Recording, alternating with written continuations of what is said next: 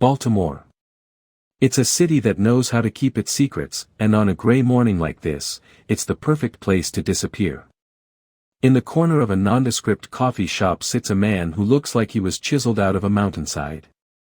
He's not looking at a phone. He's not reading a paper. He's sitting with his back to the wall, facing the door. This is Jack Reacher. He has 3 goals today. Simple goals. Minimalist goals. The first is a cup of coffee. Black. No sugar. No cream.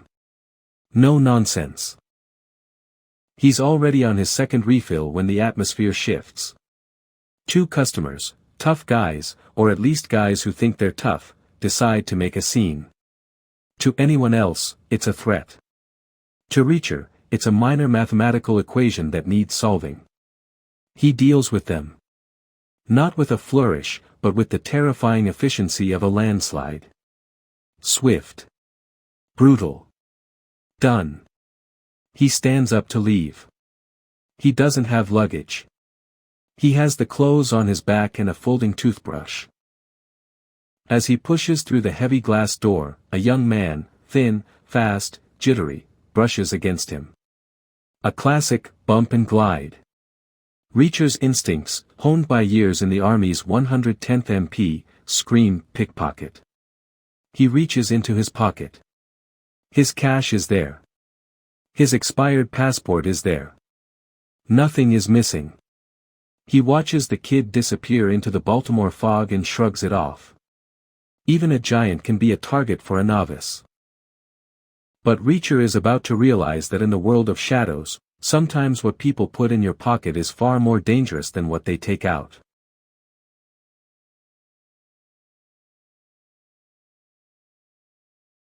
Welcome back to the channel. Today, we are breaking down the 29th installment in the legendary Jack Reacher series, Exit Strategy. Written by the powerhouse duo of Lee Child and his brother Andrew Child, this #1 New York Times bestseller promises something the series hasn't seen in a long time. USA Today called this book's antagonist the best villain yet. And in a series that has featured rogue snipers, international terrorists, and corrupt corporate giants, that is a bold claim. Today, we're going to find out if the Child brothers delivered on that promise.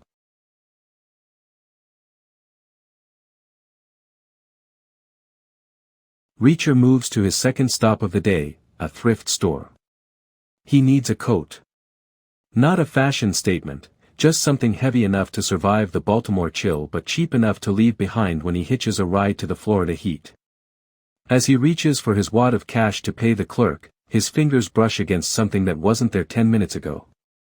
A piece of paper. Folded tight. He opens it. It's a handwritten note. It's not a threat. It's a desperate, frantic plea for help. Suddenly, the pickpocket at the coffee shop makes sense. The kid wasn't a thief, he was a messenger. He recognized Reacher for what he is, a man who can fix things that the law won't touch. Reacher is impressed by the kid's technique. Planting a note on a man of Reacher's size without him feeling a thing takes world-class skill. But why the secrecy? Why the desperation? Reacher's third stop was supposed to be the bend in the road, wherever the next bus or thumbed ride took him. But Reacher has a flaw, if you can call it that. He cannot walk away from a puzzle, especially one involving someone being bullied by forces they can't fight. The note leads Reacher into a labyrinth of global conspiracy. We aren't talking about small-town corruption this time. We are talking about a sophisticated, high-tech enterprise that uses the infrastructure of the modern world to hide its tracks. The story moves with a frantic energy. From the cold streets of the north to the hidden corridors of power, Reacher follows a trail of breadcrumbs left by a young man who is now running for his life.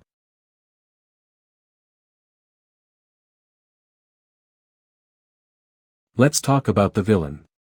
Every Reacher story is only as good as the wall Reacher has to run through. In Exit Strategy, the antagonist isn't just a big guy who can trade punches. This is someone who operates with an exit strategy for every crime, every murder, and every financial heist. This villain is a ghost. A mastermind who understands that in the 21st century, you don't fight Jack Reacher with fists. The dynamic between Lee and Andrew Child has clearly evolved. While Lee provided the DNA of the character, the silent, walking, bank vault, Andrew brings a modern, tech-savvy edge to the threats. This antagonist uses surveillance, digital footprints, and global logistics to trap Reacher. For the first time in a long time, we see Reacher slightly out of his element. He's a man who doesn't own a phone, living in a world where everyone is tracked.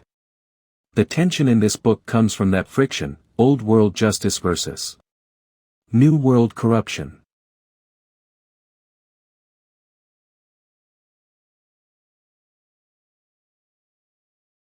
What is an exit strategy?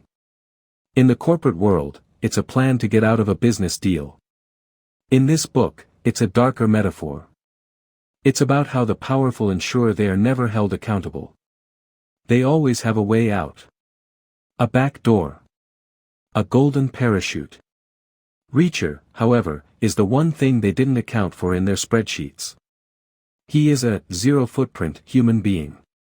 He has no bank account, no fixed address, and no digital soul. The theme of invisible justice permeates every chapter. We see Reacher protecting those who have been forgotten by the system. The young pickpocket represents a generation that is highly skilled but has been pushed to the fringes of society. Reacher sees a reflection of himself in that, not the skill, but the outsider status. Critical reviewers have wondered if the Reacher magic would fade as the series neared 30 books. But Exit Strategy feels like a reboot of the soul. It captures that classic killing floor or die trying energy where Reacher is truly alone against an army. Is the collaboration working? Yes. Andrew Child has tightened the pacing. The sentences are still short, punchy, and rhythmic, the Lee Child style, but the plots are becoming more intricate, more global, and frankly, more terrifying.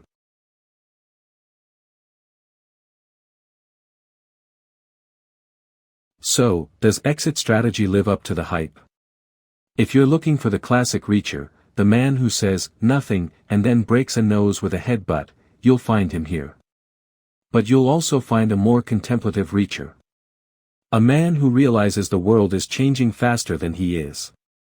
The 3 stops Reacher planned at the beginning of the book turn into a journey across the country, leaving a trail of broken glass and exposed secrets. The ending is a crescendo of action that justifies every bit of the build-up. It's satisfying, brutal, and leaves you wanting the 30th book immediately.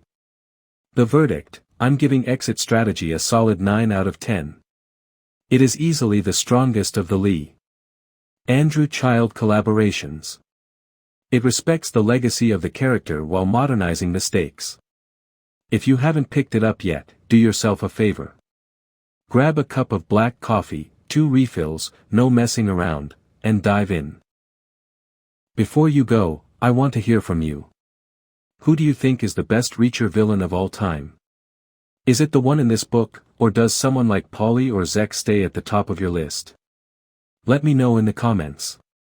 Don't forget to hit that subscribe button for more premium book deep dives and storytelling reviews. I'm Green Mountain TV, and remember, Reacher settles the bill. Always.